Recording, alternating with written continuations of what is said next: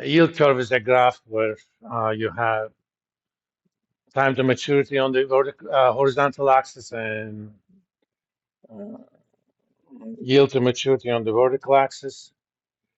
For example, let's look at,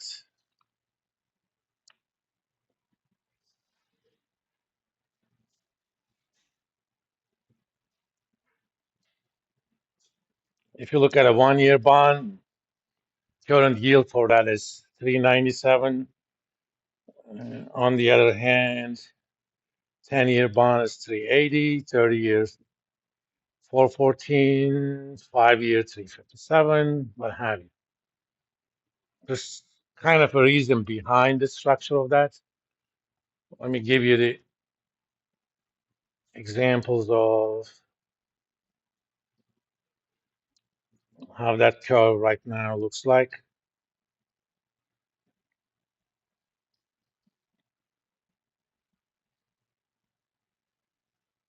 Yeah. It's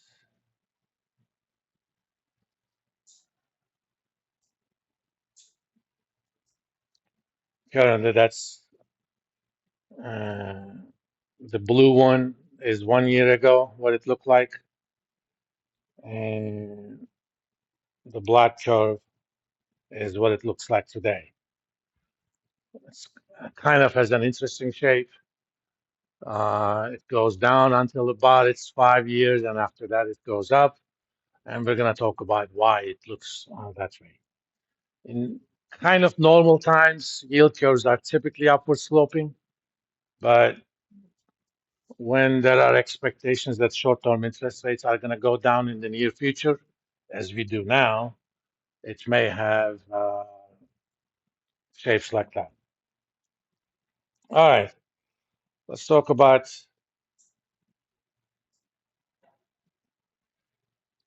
real versus.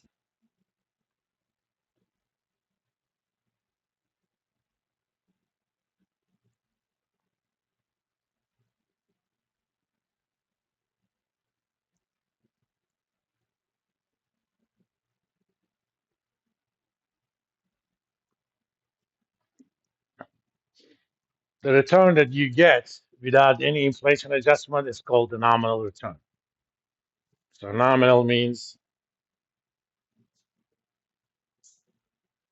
and we use the capital letter R to designate that.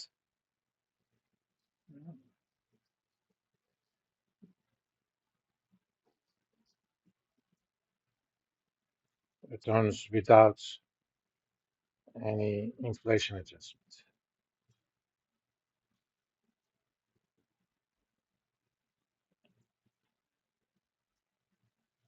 For inflation, we're going to use the Greek letter pi.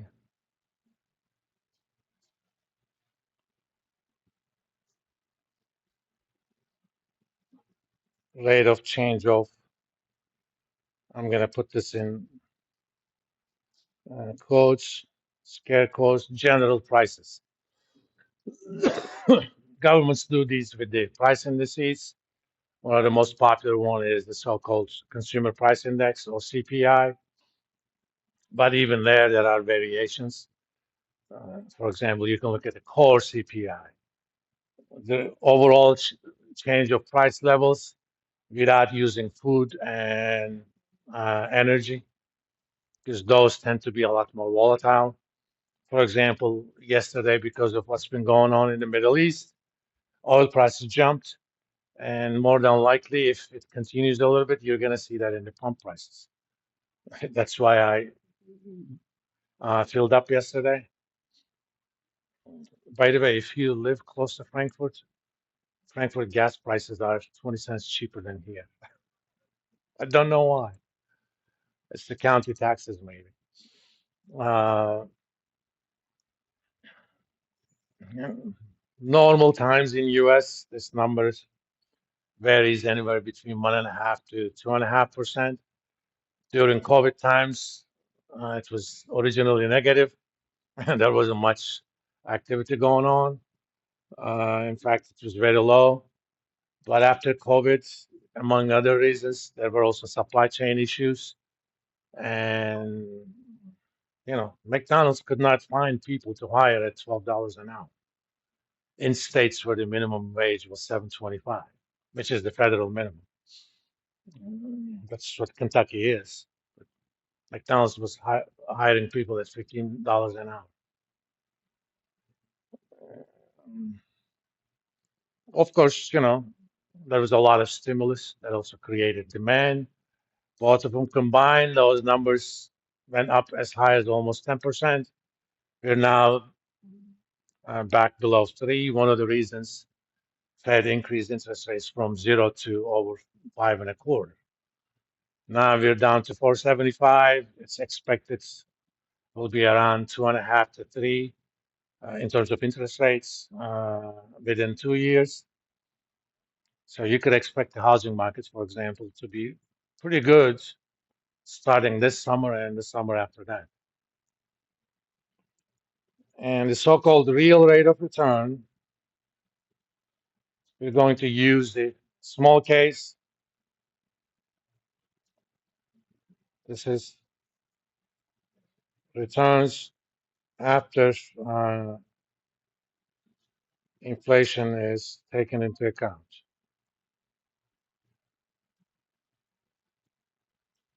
You can think of real return as the increase rate of return, rate of increase in your purchasing power, in a sense. There's a famous equation called Fisher equation.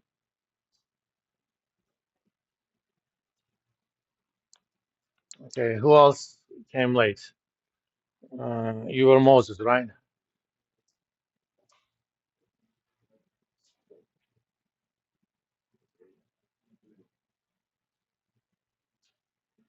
One more person came late.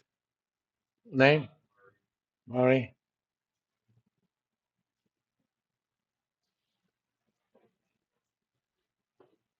All right. It's named after an economist in early 20th century, Irving Fisher. And there's not too much of a rocket science about it. Mm, Come on.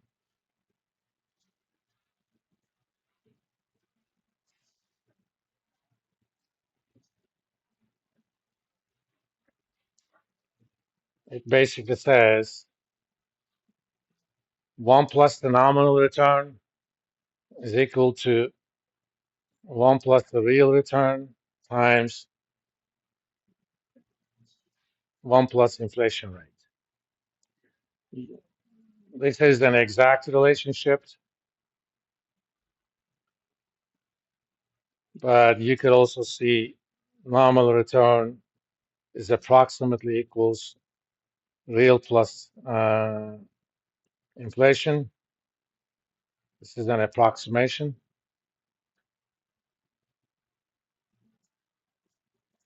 When the real return and the inflation are small enough, it is not a bad approximation. But when especially inflation is high, it is a horrible approximation. Let's give you an example.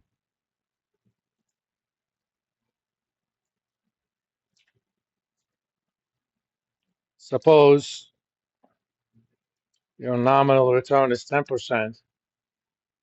You have a bond that says you're going to earn 10%. But this is before inflation. And suppose, let's make it really horrible. Inflation has doubled. The prices have doubled. So we know that real return is nominal minus pi approximately, right? And that's what equal to, which is negative 90%, which is pretty high. That pretty much says your purchasing power went down by 90%. The exact is a little bit different. 1 plus real is equal to 1 plus nominal divided by 1 plus inflation.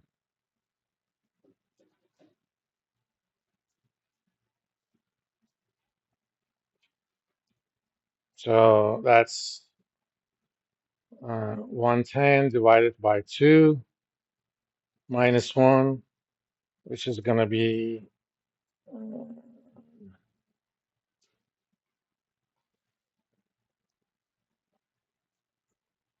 negative 45%.